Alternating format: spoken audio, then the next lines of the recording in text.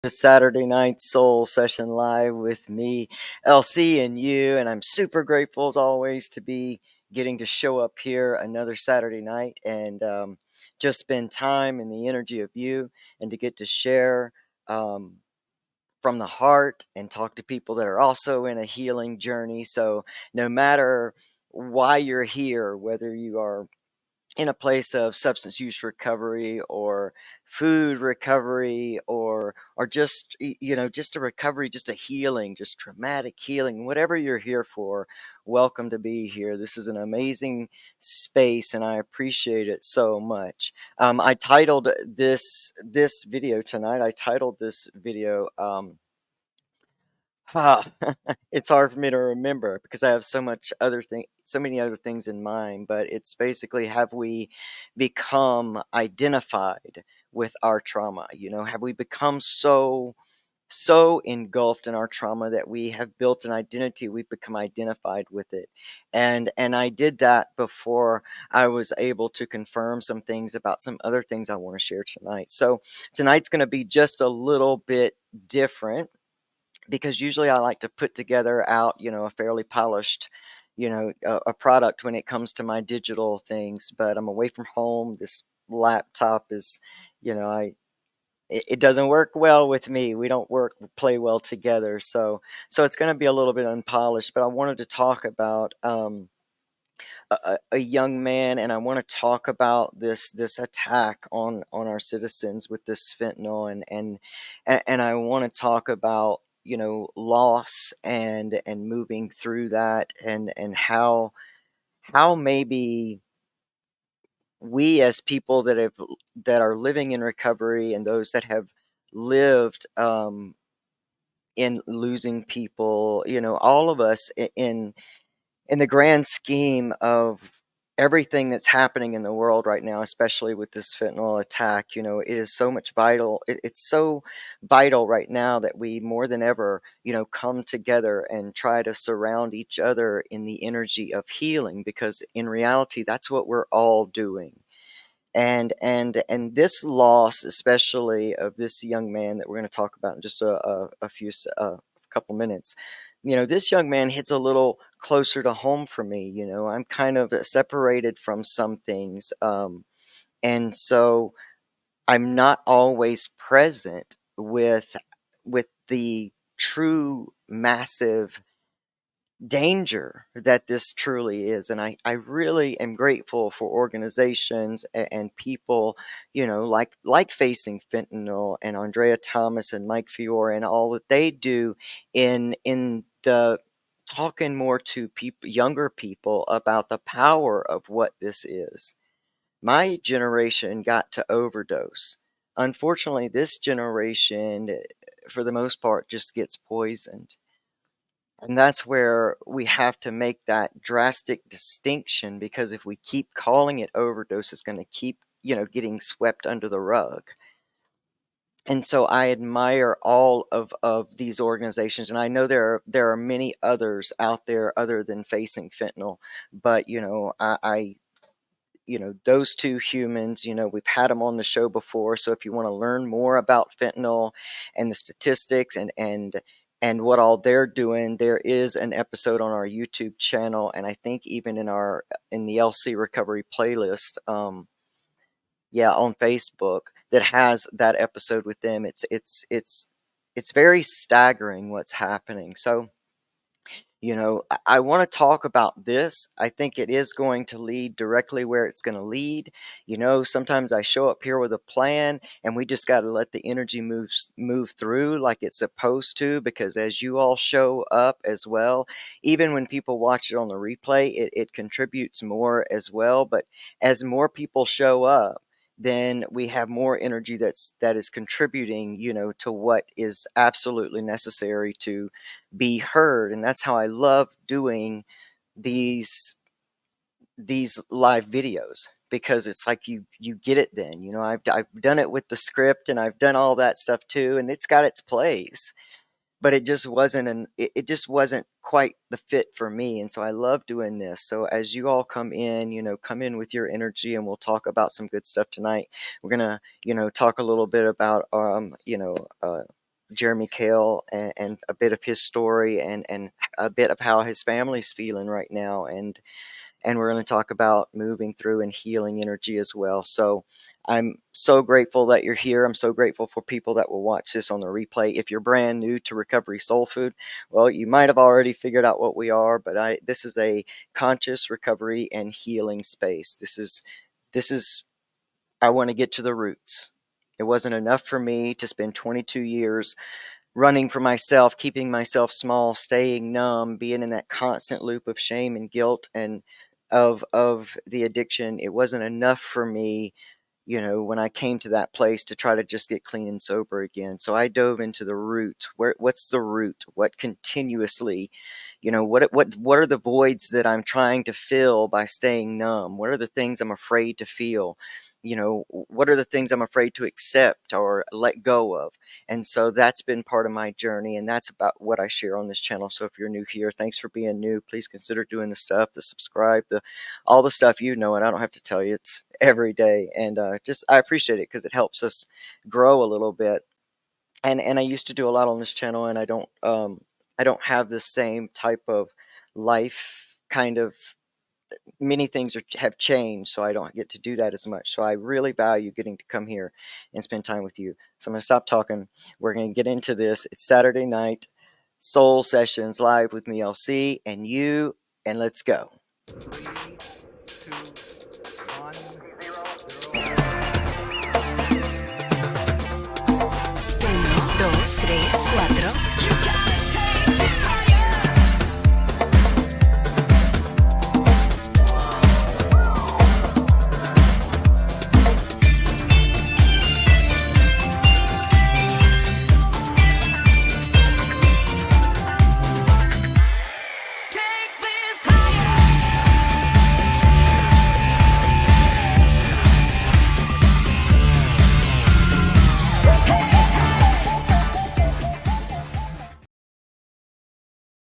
What is up? There's such a lag on this computer. I hope that we're coming across okay. We're live on 7 platforms at once. So I want to say hey to everybody who's watching everywhere on Facebook and Twitter, Recovery Revolution page. What's up, y'all? Happy birthday, JR, the GOAT, the Recovery GOAT, and a couple YouTube channels and Twitter. So you know, I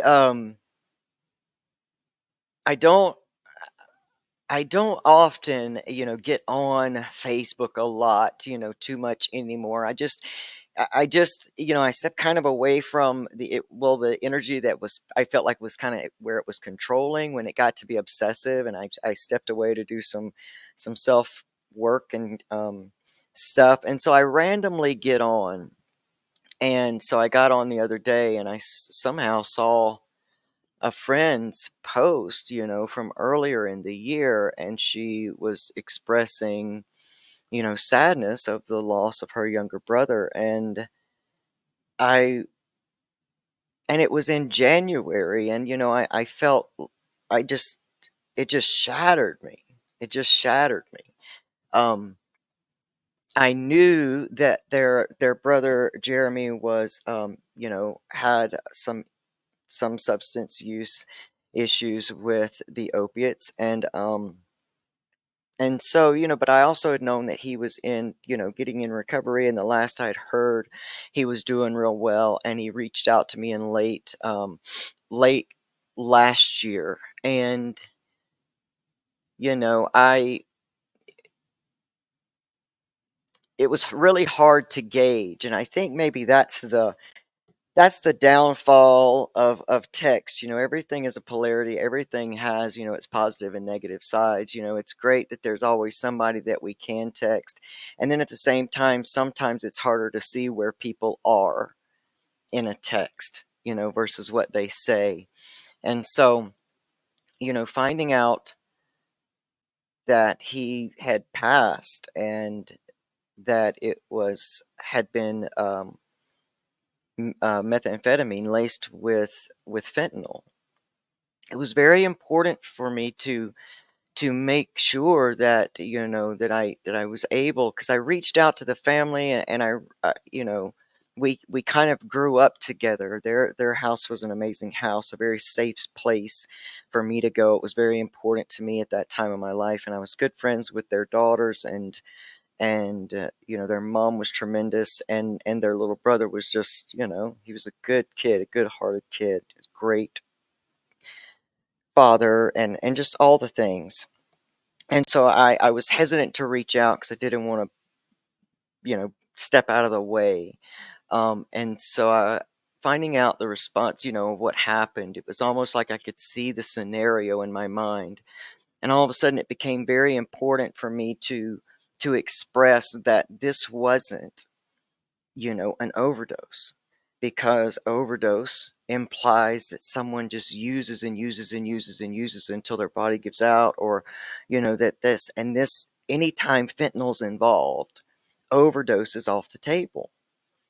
You know, the bottom line is we should be coaching people back from relapses versus burying more people.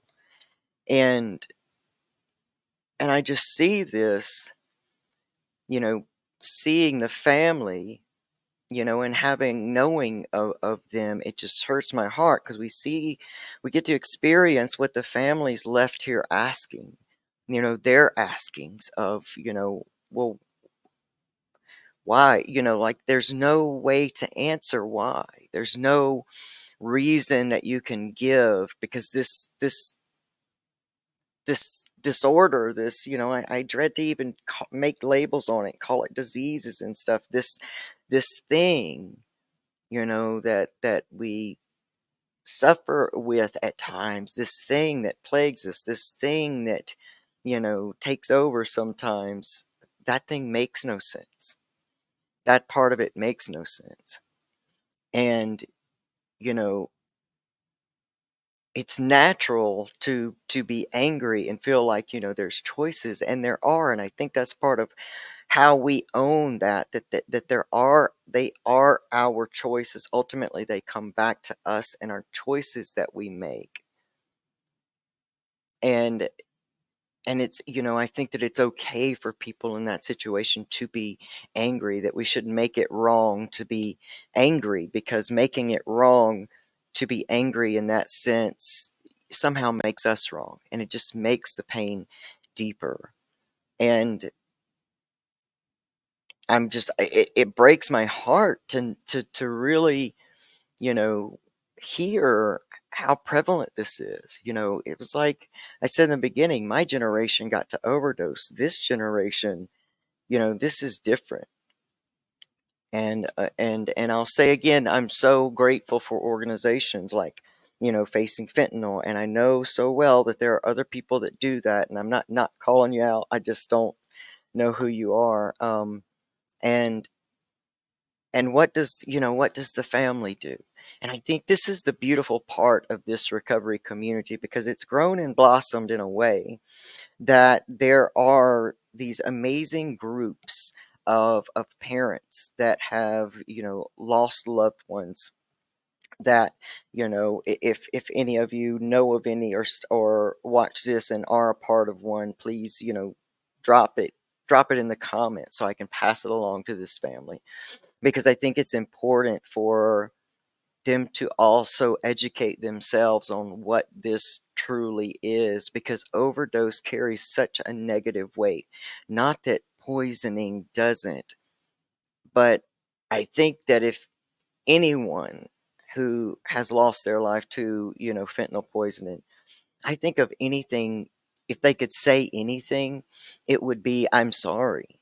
It would be, I didn't, you know, I didn't mean for this to happen. I didn't mean to leave you here. I didn't mean to leave y'all here. And it's true. And it scares me in a way that young people don't really get the opportunity to experiment the way that maybe young people in my day did, you know, and that seems almost like this natural thing that wants to occur. And so I admire the families that are sharing their stories about their loved ones, I admire the people that, have come together with this recovery community where we've embraced each other to be able to wrap our arms around each other and help us through these times, and be able to open ourselves to the experience on either side, because sometimes we get lost in the one lost, and we don't always step back and take care of the families. I remember something that stuck with me so deeply. Um, at one of the first speaking engagements, I spoke with a woman who had lost her son. She spoke there that night, and she was writing a book, or she had written something. And she said, or it was in her speech, and she said, "Nobody brings casseroles when your son dies of an overdose. They avoid you like the plague." And that really hit hard for me because I did never had the opportunity to see that point of view. And it's so true. And so these families, they've been told their family member has overdosed, and they have all of these belief systems and ideas around what that means, and it just hurts them to the core. And so we need that perspective in our community as well. It helps for them to share that perspective when they get the opportunity, of course, if they're comfortable, but when they get the opportunity, because we don't ever know what we may say or do, an action or a way we present, that could really truly minister to somebody else's life. And I just think when we feel the nudging, we should just take the opportunity, take the leap. This world needs much more of people willing to take a leap into love and understanding, expansion, and opening their hearts and their minds to other human beings, regardless of the ability for transaction, and just be more, be more in our true selves and help take care of each other. And that really can jump into the way that, in taking care of each other, we're taking care of each other's mental and emotional health. And if you are in a substance use recovery space, or any recovery space, any addiction recovery space, it is so vitally important for you to take care of your mental health. I mean, stay on top of it, guard it with your life, guard it with your life. Because good mental health really starts to lend itself to good emotional health, and good emotional health really starts to lend itself to good physical health, and the cycle just continues. And it's less likely that you may find yourself in a position where overwhelm does take over. See, I used to use a lot of excuses when I was using, because I had these trauma attachments. I had these attachments to my trauma that was, very negative in nature, and allowed me to identify as this total victim in so many different aspects and areas. It helped me hate and shame my body, and it helped me, just it helped me use. And I would use that identity to that trauma as my excuse to use. And I'm not afraid to say that, because I share real here, because in order to really start to get better and to heal better, we got to get honest with ourselves. And so holding on to that was a manipulation tool in some ways at some times, and it was just also a way to keep myself feeling like shit, so that my brain would keep running after that numbness, and the cycle would continue. And it was it was so powerful for me, and I think I was probably in year 3 of recovery, because I've only been in recovery once. Y'all know that if you've been here before. I've only been in recovery once. I've been clean and sober several times, but I've only been in recovery once, because I started healing at those roots, and those identities were some of the first things to start to be identified. This thing doesn't go away overnight. People don't just get better overnight. This is an ongoing process, and recovery is an ongoing process. And there are some slips and falls along the way. But again, we go back to Jeremy and realize that this is not an error where it's always safe to have those trips and falls. And so I just want to get the point across that the healing is not easy, and the healing is so necessary. And if we get this part of the healing part, then we are giving ourselves a much greater chance of truly coming to a place of understanding who we truly are. And it really, to me, it's just all healing. It's all healing. And it breaks my heart. Truly wish that we were coaching Jeremy back from a relapse. And so, you know, it's it's hard for me not to talk about this in very much passion, because I just am so it's enough already. Like I'm tired of watching all of this negativity take over in ways. And so I want to be here and be a space for people to rise up in their own unique energy. And I'm not even talking about their outsides, I'm talking about their insides, of a knowing of who we truly are as human beings, a knowing of our possibilities, because it's our limits that keep us sick and suffering. It's our want to go to a different level, but somewhere inside of us believing that we cannot, and everything that is. Because those are the things that I felt like just kept me tied to those identities around that trauma. Who will I be if I'm not the screwed up, addicted, junkie mess, the one that nobody wants around? All the stories were playing out. All the stories were playing out. I'm weak, vulnerable, and nobody loves me, and my family hates me, and I can't stop myself from doing this, and I was just made crazy, and why, and all of that. And that was the identity, and that became my personal reality. Because if that's the only question I'm asking, it's got to answer. And and and who was I going to be without that? I looked at the shiny, happy people that were in recovery, and I didn't have a vision for myself that way, because I just didn't think it was possible. It's the same old thing we all think. Yeah, but you don't know how far gone I am. We all think that. We do, because we make that so special. We make that so special, and it becomes a part of a compartment of that identity to that traumatized person. And so we make that part special. And once again, we we keep going and we keep going. And so in shattering those identities to that trauma, and our life playing it out in front of us, you know, we could do something that would be so simple, to start asking different questions. And so I remember the powerful moment that I've shared about many times, where I learned about forgiveness, that it was an energy release for me, that it was like the moment I was just sitting in that chair, realizing how much power I was given to that story.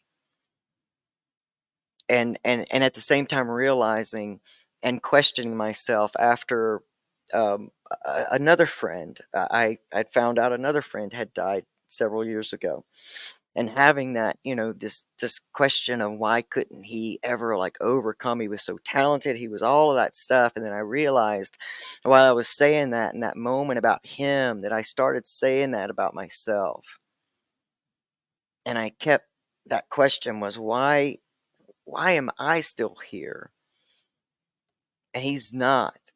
And I just became very interested in figuring that out. I had come so close to the brink of death so many times that I thought, why not see what this life has for me? And in realizing in the moment that the thing that was keeping me down the most was the identity to that trauma that I had. I couldn't get past the God's little joke belief system. And I realized just in this moment that I had a choice, that I could keep carrying it in that way and giving it my power and putting my body through those incidences every single time because the brain don't know the difference. So it's releasing, it's like it's happening and it's happening and it's happening. It's training our nervous system and things just go wild from there. And beginning to let that go, realizing I had a choice in the moment was very powerful. And I knew in that moment that I was really on to something, that there was possible that I could live without that identity. And I started doing the things. Y'all know it's corny and cheesy every time I say it, but gratitude saved my life, and gratitude takes grit. It takes grit. It takes grit to stay in a gratitude process, or exercise, or whatever you want to call it. It takes grit to stay in gratitude when you're still living so firmly to from the perception of that identity, that those beliefs. It's hard to do. So it's going to take grit for you to begin to open yourself to the magical amazingness of gratitude, because it does start to shift your perspective in these subtle little ways. And there is so much more that's available now in ways to help you release trauma, from body work and breath work to access consciousness and bars and ESC and all of Dr. Dane's stuff. The 15 days for $15, the real great reset is still going on. It's halfway in between, and it's just been amazing and releasing. And it's amazing that it's a program that you don't have to work to do anything.